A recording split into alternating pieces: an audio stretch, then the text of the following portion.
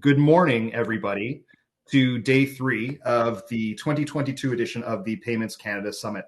Been a fantastic 2 days so far. I know that it's a familiar refrain to talk about how we'd really rather be getting together in person, but even in this virtual environment, there's just been a ton of buzz and energy and enthusiasm about the conference, none of which would have been possible without the energy and participation of delegates such as yourselves. So on behalf of myself and everyone at Payments Canada, we'd like to thank you for your participation and for joining us over the past few days. Now, in terms of participation, just a few housekeeping items to take care of right off the top. On the right-hand corner of your screen or on the right-hand side of your screen, you'll see a white field that has 2 boxes in it. There's the Ask the Speaker box and the Join the Conversation box. Fairly intuitive. If you want to ask the speaker a question, the best way to do that is to use the Ask the Speaker box. The reason being is that's the one that we will monitor, and you also have the opportunity within that box to upvote questions that you feel are sort of relevant to your interests. The Join the Conversation box is more for, just audience banter. I really like what that panelist is wearing. Fantastic day. Welcome from Victoria, BC, that type of thing. So, with that sort of out of the way, I'd like to turn to the matter at hand. Now, this session, it's a real pleasure to be able to bring you this session today. I know there's been a lot of buzz about this one in the virtual halls of Payments Canada, not only because of the topic, which is both relevant and fascinating.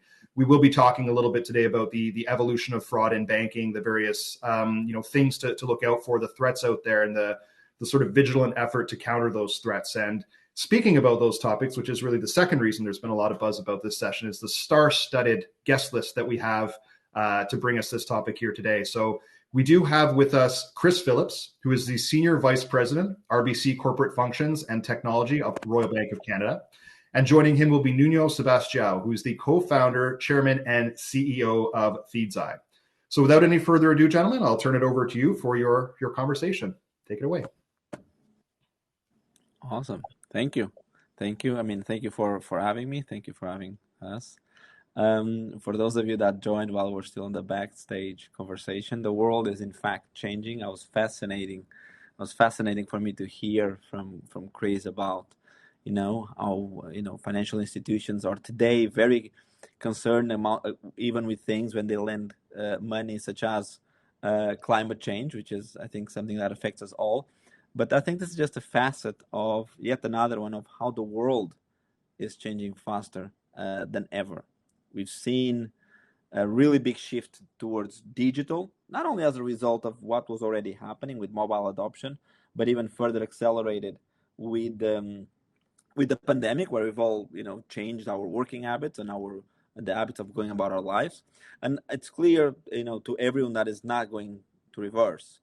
Also because the level of products that are coming to market and the way people are dealing with it is really keeping up with consumer demands. But at the same time, we see that, for instance, in average North American consumer, there's more than 10 connected devices in their household, all go online, and we know there were sessions yesterday or the day before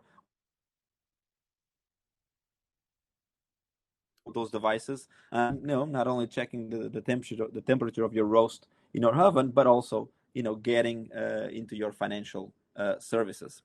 And this is something we're seeing in many markets across the world. And Chris, let's start with the following. How does that acceleration in the market change the habits of people, affect the way you're thinking of it as a bank and keeping your consumers safe? Yeah, thanks, Nuno, and good to be speaking with you. And I think the first thing is making sure that you maintain that level of customer trust, and that you have a level of customer friction with all of these new sort of interplayed device and entry points that is realistically that they can contend with. So just kind of picking up on your point about how should financial services deal with it, and I'll express these views as my own, but the first one is you need to understand your endpoint. So that would be the device, the MFAs, the voice authentication, but that's not enough. Understanding your channel navigation patterns in terms of IP, your channel transaction patterns, which is a classical way that we've always built frauds, rules, models, and now moving into machine learning, and then cross-channel patterns, because fraudsters can, we talked about this the other day, Nuno, like fraudsters can get into these kind of cross-channel issues. And so you need to make sure that you build defenses. So you're not really just routing opportunities just through one channel, for example, like the call center, and you need to mix and match them in terms of defense patterns. And then the final one that I see, not just in fraud, but also in connected areas such as anti-money laundering, is entity link analysis. And when you're looking for things like mule accounts, that's really important. So, we'll get onto the technology stack in a bit, but these are really the 4 or 5 areas or layers that you need to think about in terms of your threat defenses. So I don't know, Nuno, whether that resonates with what you're seeing elsewhere, but that would be my take on that. Mm-hmm. Yeah, I mean, what you just said about layering, the different layers, that's what we see in many regions throughout the world.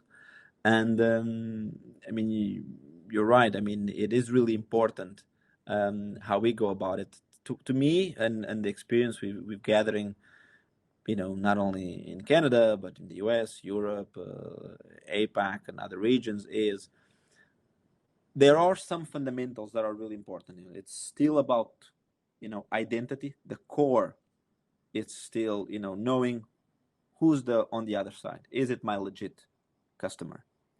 Knowing it's the right customer in front of you, and that they're entitled and have ownership to to perform the activity or transaction that they're trying to achieve. Either they use the call center, as you mentioned, or they use the desktop online, or they use the app on the phone.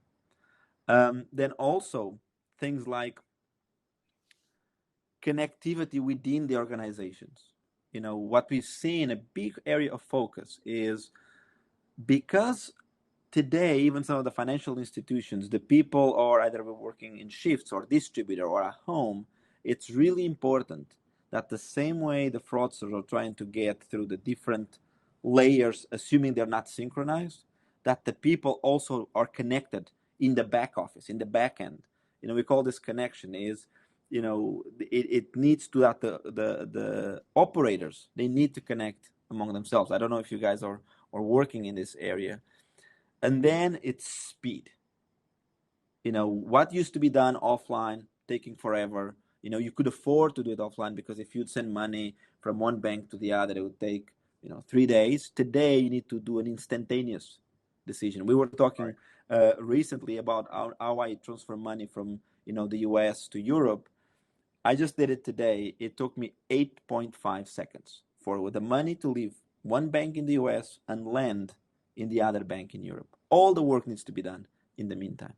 And then it's about friction. And how is it from your perspective? I mean, does this resonate with you guys? No, what you've seen elsewhere? Totally. I mean, how are you? Totally. And I'm going to pick up on your point on timeliness. And I know we share similar thoughts on this, but you need to understand, and this is, I guess, sort of gets into some of the tech stack thinking, but you need to take that event stream, e.g. from the retail bank, and you need to then be able to apply a combination of rules and time series data machine learning algorithms. But to your point, Nuno, at that point in time, because the customer expectation is that there will then be flow to then make the decision and have really good, call it queue management coefficients to enable that process. So this isn't, something where you can sort of meander slowly through a data lake and blah, blah, blah. This is something where you really need to have that data science in the flow. And that, that's how I see it. And, and the sophistication and the coefficient of the queue is really the first thing that people need to get right. Yeah, because it's and as you were mentioning that, I was thinking about some of the stuff we're looking at. It's even to further that, the event stream and the ability to do it in real time, is we're even seeing further complications because also the payment tokens are changing massively. Last week I was in the US and I paid It was actually the first time. Maybe it's very common there. I don't think it is. In the US, when you're paying, a bill, you ask for the bill. The waiter comes in, gives you a piece of paper. You actually hand them your credit card. They take it away, and then some magic happens in the back somewhere, and then they come back and say, "Here's your bill." I had this experience where they came to me and said, with a piece of paper, and says, "Take a picture of use a QR code that is on the paper, and that would automatically take you to the payment site, and you just pay there." That to me was beautiful, because all the experience and my main challenge is, I have a lot of difficulty at computing the 15% or 20% of the tip. That's all there, all done. So the payment tokens or changing, adding further things like crypto. And I don't know if you guys are thinking about it or not, or if you even want to go there, but how do you off-ramp and off-ramp? So all about it happening in real time. And it's really, so online to me isn't a place, isn't it? It's this digital world. It's how we live today. And every of these transactions creates so many different data points that what we see is that, the amount of data that is created by each digital transaction, coupled with all this fragmentation of using different devices, but at the same time, the experiences that consumers have, it means that financial institutions need to shift their approach to the way they manage fraud and financial crime risk. I mean, the question I would have, and what I ask everyone is, where do you see, with this change of paradigm, where do you see these new challenges as payment methods and payment tokens increase? Yeah, I'm going to start by saying you have to back yourself with a consistent and reliable architecture. So sorry for the somewhat boring opening, but I think that's important, because I think sometimes there's a tendency to see different channels being opened and different products to necessitate fundamentally new architectures. And I don't believe that. I think the fundamentals within the ecosystem, for me, would be understanding that event streaming technology, understanding the ability for you to manage the queues well and put the right events at the top of the queues, and then having a very strong UI both to the compliance officer and also to the customer. And then in terms of the points that you raise around challenges that we face, whether it's new channels, new products, the periodicity that things like real-time rails asks of you, I would say stay strong. That architecture works, and you then need to build in the right hooks from those new channels, from those new products. And so there will be new data points, there will be new feeds, but fundamentally, can you I think, can I interrupt? I mean, yeah. Can you give us, as much as you can share, a very high level overview? What would be the building blocks of that architecture? You talked about real-time rails, you talked about endpoints. Yeah. I think, for the audience that are thinking about, okay, what does that actually mean? How high level? How does that architecture look like? For if sure, you had a blueprint? Sure. And please butt in as well, Nuno, because you're somewhat of an expert in this as well. But look, I think you start by honestly going and visiting your call center operations. That's the start place for all of this, okay? And you need to make sure that you have got a queue management system or a case management system that they can understand and work with every day. And you need to listen to that feedback. So start there, okay? Recognize also that, to your point about the pandemic, that really necessitates us to think about when the customer interacts with that agent, the days of just phoning up through a call center or visiting a branch need to be supplemented by actually having some level of, call it, chat level interplay. So I think that it's the compliance officer interface, but it's also the customer into the compliance officer. So that would be part one. Then working back from that, you have a combination of what I would say the best of the old and then some of the new. So the old piece is the rules that institutions have built over many years around what are the sorts of behaviors or transaction patterns that they see as potentially fraudulent.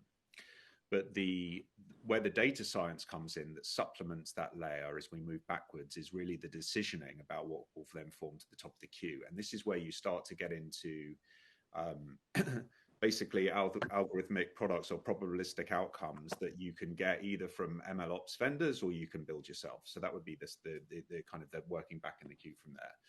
The next piece back in the queue from there is really just making sure that you've got the data and the flow that comes in from the various different product channels. So be that wealth, be that retail, etc. And you're going to need to build those out as the new rules and regulations or product features are that you need to get from source. And then you will need to use like streaming technologies into that, like things like Kafka. And then underneath all of that, Nuno, and particularly with the importance of being resilient, it's about like what is your underpinning technical infrastructure or architecture. And as you look at things like containerization or certain cloud products like OpenShift, they are very important, because to your point about decisioning, it's not about just having kind of clever algorithmics and good front end, but the underpinning needs to be resilient. So that would be kind of my whistle-stop tour on your question around architectural components. Yeah, that's pretty cool. I mean, and that's that's from what we've seen, that's the way of going about it. It's essentially you got to look at it at the different touch points, right? The back end with the analysts, you have to look at it at the endpoint authentication as well, right? I mean, you got talking about do you trust the device? What kind of behavioral information do you collect on the device, even if the device itself or the credentials of the consumer or compromised, that then the behavior, it's hard to mimic. There's a lot of money being put in as investment into what's called passwordless authentication, because a password was something that was done 50 or 60 years ago, whenever it was, and it's still the main validation point today, which is fundamentally wrong. And it's proven over and over that you open a browser and your browser tells you all of these passwords that you have been compromised in whatever data lake exploration or they're so easy to crack, right? And then it's leveraging all of that data, and as you're mentioning earlier, making sure that you have right models that or being applied with several levels of step up of difficulty of changing to the client, as if you have some doubts about it, okay, let me step up a little bit the challenges, right? And this is how we see about building all of this.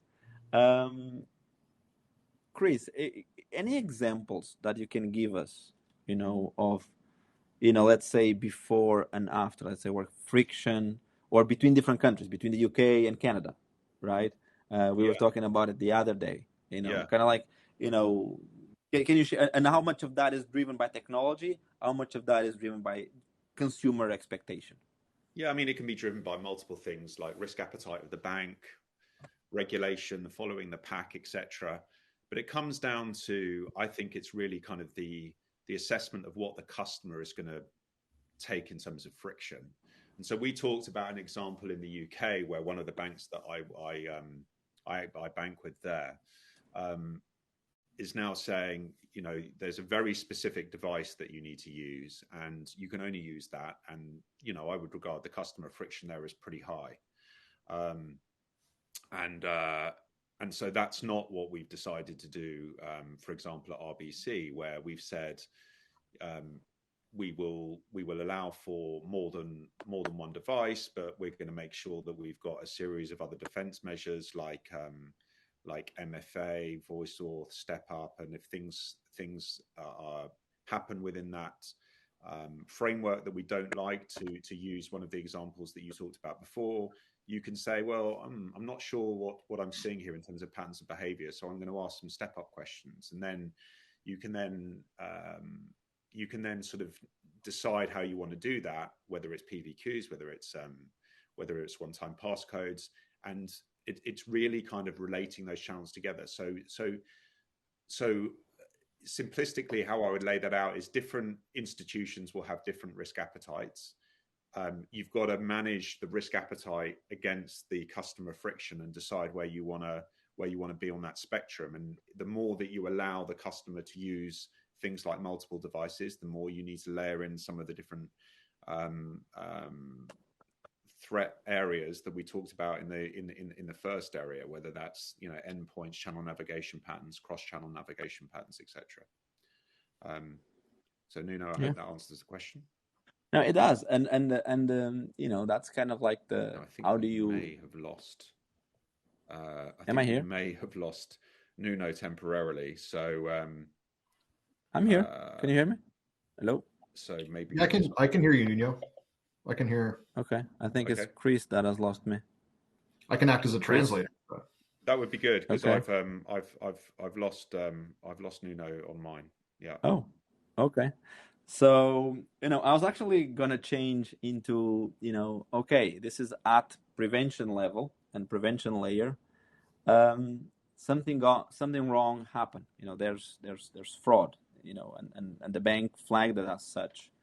One of the things that at least we're putting a lot of focus as a vendor is when we move then into resolution. And we've seen especially with the customers that really it's all about the consumer experience, focusing as much on the detection and of fraud and not putting barriers as they are in the resolution. If something bad happens, how are they going to resolve it in a way that you still trust them and that they believe that what you're doing, as opposed to what some others historically have done, which is you receive a text message, did you really do this transaction? And people go like, of course I did. Don't you know me? I'm your client. I did that transaction. Of course I was at that retail shop or restaurant. And there's some examples I can give you where I don't receive a message, or my clients don't receive messages, and what they do is the way the apps are engineered on which they're paying, if they're using the phone as a terminal, have the resolution of challenges built in, either through a chatbot that you just it talks to you in a conversational way, so it's not someone calling you. And people are today with WhatsApp and another very used to this communication means. So the question to Christopher is, how are you guys dealing with resolution? So something bad happens, how do you guys deal with resolution? Excellent. And if now, Ryan, you have to take that later. Yeah, no, thank you. Thank you, Nuno. For those of you, we may be having some technical difficulties. I can see Nuno, I can hear him. If you can't at home, then hopefully this silence built some suspense for the question and response to come. I'll do my best to try to translate as someone who's not as steeped in the technical element. But Nuno's question was around, so we're in sort of the prevention layer. Something has happened and the bank has flagged fraud. Now, obviously, vendors looking to resolve it, but at the heart of the entire, experience is really, it's the customer experience. So, customarily as people, we're accustomed to receiving, a text message or, an email saying, this occurred, was this you? Well, a lot of us look at that with skepticism, in this day and age. How do you then, as a bank, look at resolving situations like that, overcoming, the consumer experience barriers, overcoming sort of some of the lack of trust, maybe depending on your resolution method within the customer? How does a bank deal with that, maintaining trust while also balancing that with the need to ensure that the customer experience remains intact? Yeah, I think it's anyone that's ever been impacted by a fraud event. I think the lens that you need to see it through is it's hugely emotional.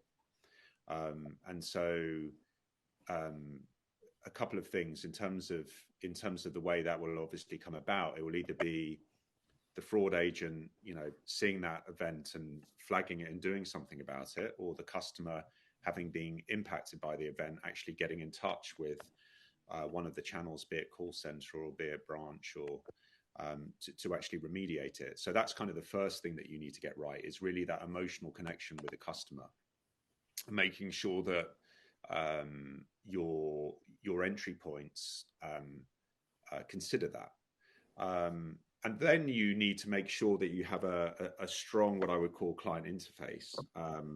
you mentioned the point about how do you trust that it's the agent phoning back, and I don't want to give a general approach about how banks should consider that. That's something that is pertinent to them, but with safety there in mind, it's then making sure that you've got a slick way of then dealing with the resolution, which is what are the transactions that could have been fraudulent, what's the time event between X and Y that needs to be considered, and then honestly having a careful but also emotions focused response to kind of replenishing the customer funds.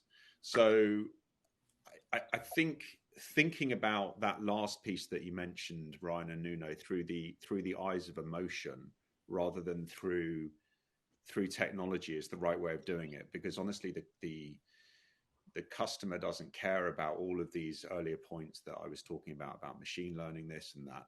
They care about is there the emotional connect with the bank, and are they quick to kind of think it through. And I think that as we move forward, and I think the pandemic and the digital adoption of these tools is going to quicken this, is that it's not just enough to think about the slick technology on the bank loss prevention in terms of your P&L. You have to think about the interplay between you and the customer, and I think it will become not just a trust point, but actually something that will be a ability for different institutions to actually win client business about whether the customers feel that you've got their back when it comes to the reclaims process. Conversely, if they see that you don't have that, it will be a negative. But think about that through not the eyes of technology, but the eyes of human emotion and connect, and then not just in call centers, but through all of the other channels, be it branch and emerging channels like chatbots, etc. Yeah. Perfect. So Chris, we're in order to resolve, I know that I don't think you can see Nuno right now. If you could try to refresh your screen, that might resolve it. I know it could be entertaining watching me attempt to translate between the two of you, but I'll turn off my camera and I will attempt to do the refresh. Hold on 1 second. Perfect. And we'll just give that a moment here. While we do that, I know that it might be amusing to watch me. It's that sort of game of rubber baby buggy bumper where one person says something at one end of the line and it goes along. But just to ensure we have the best response. That would be fun, wouldn't it? It would be certainly. It might have a certain entertainment value to it. That's for sure. Or we might just lose Chris altogether. Let's see if he comes back. We might, but the show must go on. I think if there's anything that the pandemic has taught us, is technical difficulties happen, and we soldier on through. Yeah. I think in the interim, okay. There he is. Yeah. Hey, I'm back. Sorry about that. No, it's. Can you hear me? Can you see me? I can. It was good to have Beautiful. my friend. I was missing you. Just that, what, absence makes the heart grow fonder. Yeah. It was brief, but now hopefully we're I all said back. some good stuff, Nuno. You can tell me later. It was very good. Okay. Very good. So Nuno, over to you for your next question. Yeah. So thank you. I mean, Chris, that's exactly it. And I think, so we talked about, the technology, and even, thank you for the high level architecture. We talked about the change from prevent fraud, detect fraud, which is where a lot of people have been, to, resolution. We talked about how the back office and the analysts and the people need to look at it from a human perspective, and to kind of as opposed to from just a technology perspective. One of the things that I'm always thinking about is, especially as I try to look into the future, is looking at all the different use cases I have throughout the globe, and I see a very strong cohort of, let's call them millennials, Gen Y, Z. I mean, people that are going out into the workforce. Some of them might have had a bank account that their parents created when they were younger, and there's a lot of loyalty to that institution historically from people, because that's where their parents used to bank. But what I'm seeing now, even in my own company, is people asking me to pay me in this bank, which doesn't have a physical presence in the country where I'm trying to pay, which then, in Europe less so, but in other countries might be problematic, because I'm wiring funds to pay someone's salary in a which isn't even a bank. It's just an app that they like to use. So they like, because they're thinking about, I want to have a best experience, I'm going to use this bank. I'm seeing companies get funded in banks that have the only thing they have is ease of use, not the strong type of reputation that we typically see. And then I see these people in love with that experience. So what I wanted to, us to spend the last minute before we get into Q&A is the future. Where do you see that, people need to focus about the future? Is it a combination of all these things? Is it how do we deal? I have employees asking me, "Can you pay me in Bitcoin?" And I'm like, "How on earth am I going to pay you in Bitcoin? Which one?" Right? And so how do you guys think about the future as risk is concerned? Yeah, I'm going to give you kind of my top three, and obviously the risk appetite of different financial institutions will play into the answer and their focus. But I don't think it's going to be enough just to focus bluntly on the P&L. I think we're going to have to focus on communication. I think that the communication is going to be this sort of asynchronous communication with your customers. They feel they've got their back, and that you're introducing channels that are realistic and don't depend on 20-minute wait times or running into a branch. So I would say that it's going to move beyond just thinking it as a compliance task. That would be second. So for the first one, the second one is the whole area of AI. I think that many of us have really adopted it, and we're there using it actively in production now in RBC.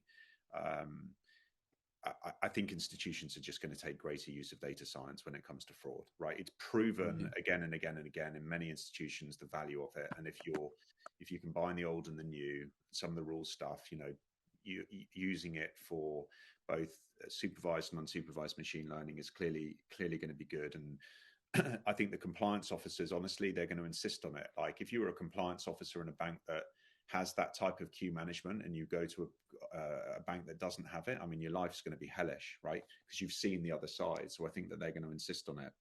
And then I think the third one, which I'm just going to put some stuff out there, but it may or may not happen, which is what can we do increasingly as an industry group around consortium data? Clearly you're going to be building up some of that time series data, but kind of consortium data is always going to be useful. And where do you get that consortium data? And with the new ecosystem of so many different entrants, the places that you'd normally go to build up that consortium may be different going forward. So those would be two or three. I mean, there's again, I would say that you've got just if not more insight in this, Nuno, than I have, but those would be kind of three areas that I'll be probing my team to certainly continue to look at and focus on. Yeah.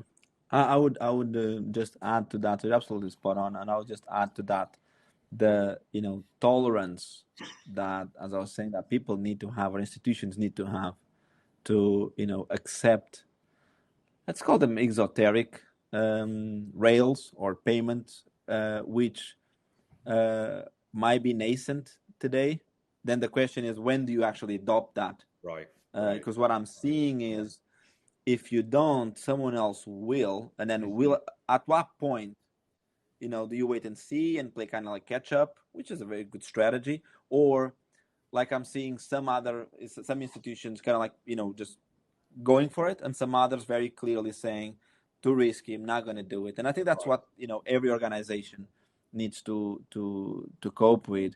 But it's also important, as you mentioned, to put it from what does the consumer want, right? I think the ones that we figure out is those that really put the same way as to manage risk with putting identity, is putting really the consumer at, how do I build products for my consumer? Yeah, you mentioned something in the beginning.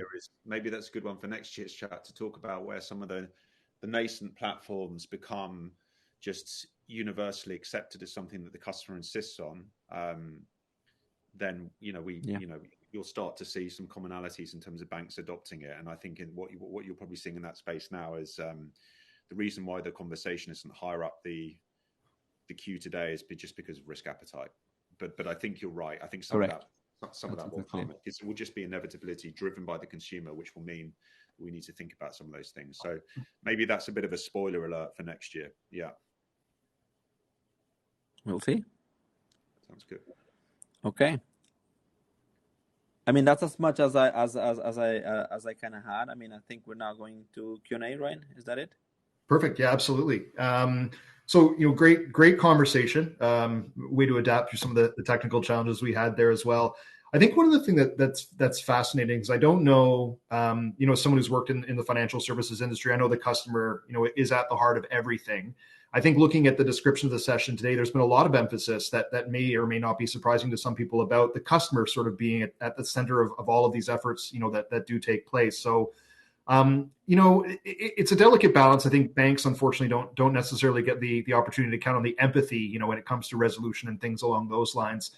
How do you solve for situations such as, a client not reading, the legal elements of an agreement, or sort of, client behaviors that aren't necessarily in the best interest of their own interests, and then in resolution you have to kind of strike that delicate balance between sort of the "I told you so" and the we're here for you. If that question's clear. No, it is clear, and it's a good question. And I think it comes down to individual institutions honestly having their policies, and then combining that with an understanding of what scams are out there in the marketplace, having an active discussion within your fraud strategy of which ones of those I guess different institutions are going to be more empathetic towards. So policy, empathy, understanding of the current things out there. And I think that those coalesce in terms of how any financial institution, big or small, will respond to those threats.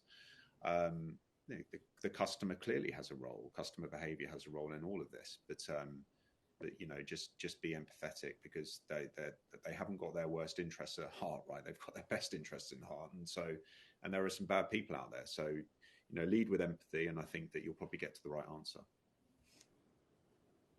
Excellent. I would actually add, I would add, in our pre-session, we're talking about airports, and what I think the financial service institutions are doing well is we're not all becoming airports. What do I mean by that? There's so many barriers, because you have nowhere else to go. You either go to that airport or you go 300 miles to another airport, that they put so many barriers that 99.999% of the very good travelers end up paying a price for the potential few that are not. What I think financial services are doing well is, because there's competition and there's alternatives and there's different levels of tolerance for risk, there is a dynamic where, there's actually a race starting to take care of the consumer. That probably was actually less there before a purely digital world, where the costs of setting up a new financial institution are lower than they've ever been. And I think that's good for everyone, for the practitioners that get to do what's right for the customer. Because I always say, the minute you have to read a contract, or the minute you have to read a fine print on a contract, it's already gone. It's already the trust, or you have to tell a consumer, "Oh, I told you so." It's already gone, that trust. So the question to me, and what I tell all the people I interact with, put trust first. Measure and then do all of the data science behind. Collect as much information you can, so that you're making the right decisions and you're validating that you're making the right decisions. But it's really about friction and the consumer. I believe that here we're seeing that. It comes across from what Chris is saying. And I think that's just going global, because market is asking for it. Mm-hmm. Mm-hmm. Okay. Excellent. So that's sort of on the reacting, to something has happened side. There's another question that's come in that talks a little bit more about proactive measures that can be taken with customers in terms of empowering them with the tools that they need and the knowledge that they need in order to help them manage and sort of build confidence in an organization's ability to protect them. So things like customized notifications, controlled account blocks. Do you feel we're at end of job there, or is there still a little bit to do, sort of to proactively safeguard against some of the threats that are out there? No, I don't think we're at end of job, and I personally don't believe in a one-size-fits-all approach either. And so this again comes down to risk appetite. I mentioned the UK example, where this particular bank had a very draconian way of basically doing fraud on making you use a very specific a device. Give you the other extreme. An Indian bank, I've had the opportunities of work all around the world, but an Indian bank, every single time I did a transaction, sent me a notification or a text message to mine or my wife's account, and I found that overkill, right? And so you then need to define what's that interplay that your customers are going to be happy with. And I would just say, for me, it's really common sense stuff. If something is likely to be or could be something that would be nefarious, people want to know about it, but it comes down to the data science of how you serve that up. So that would be that would be one thing. And then the other thing that I would say is, if you as a bank proactively see some potential nefarious behavior, but you don't want to make an immediate decision, then you start using second layer, whether it's sort of one-time passwords, PVQs, whatever. So you can play that in and get them to step up. So I think you've got kind of this UK example on one extreme, you've got the Indian example at the other extreme. I actually think being somewhere in the middle is right, and also just asking the customer how involved they want to be in that process. Not involved at all for me isn't an acceptable position, but you certainly don't want to be giving them a buzz every time they go and buy a coffee, right? Yeah. You anything? No pressure, but if you do. No. I mean, actually, one of the things I'm seeing a lot is giving the consumer, empowering him to actually make choices about the level of mechanisms he wants to have. For instance, every time he uses an online transaction, goes through the bank, and then because if you think about the credit card number, it's just something artificial. It could be actually a new token generated every time. There's banks who actually allow you to do that, right? It's more for the technically inclined people, but you have the fact that, especially for, again, there's segments of consumers and age and cohorts that you need to take into. But if you're looking at the emerging ones, in my mom, would she be able to know what it is to create a new number every time? Probably not. I would like to do it. I know certainly some of my younger employees, they do that all the time because it's just built in. They just create new tokens every time. So having those levers of control and those fraud mechanisms that you kind of become used to, and then you can just go and configure and say, I don't only want to get a notification. Even things I've seen, you kind of saying, let's say, pre-built response mechanisms. When the bank says, I have some questions about this, some people are already pre-canning because they have more, say, yeah, it was me. If it's from a restaurant in this area, it was me. Because, you go around and you get annoyed by getting all these messages, as Chris was saying. So I think, again, empowering the consumer now. The question is, which consumers can be empowered? Right? There needs to be, certainly not my mom. So maybe others. So but the tools, this is not a tool problem. The tools are there to do this. This is a level of risk that banks want to have, and also the level of exposure that they feel comfortable giving their customers to some of these mechanisms. Mm-hmm. So that's the way I would go about it. Mm-hmm. Great. Okay. Excellent. Thank you very much. We are closing in on the final minute. So I think at this point, what I'll do is ask you, gentlemen, if you have any closing comments, and we'll start with you, Chris. Look, I think we covered a number of topics today, from understanding how to think about these defensive layers from the entry point and the channel through to navigation patterns and geospatial patterns.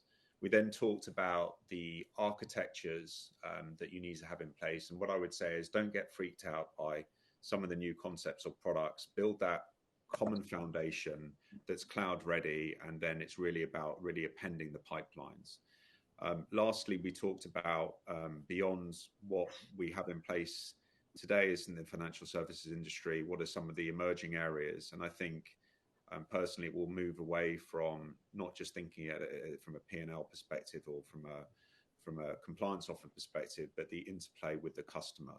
And I think Nuno made some really good points about the choices that we have, and it will all come down to customer friction and customer choice. and then banks have a decision to make of how far left and right on the spectrum that we outlined they want to be. Exactly. That would be my closing comment. Yeah.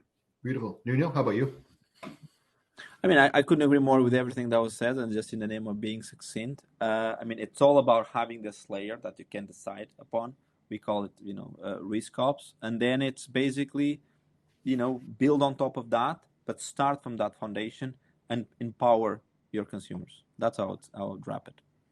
Excellent. Thank you very much. Well, on behalf of myself, everyone attending the session today in Payments Canada, would like to thank you very, very much, both of you, for your time and the gift of your expertise this morning. It was a fascinating session. And thank you, once again, and to everyone else. Enjoy the rest of your day. And it's been an absolute pleasure to host you this morning.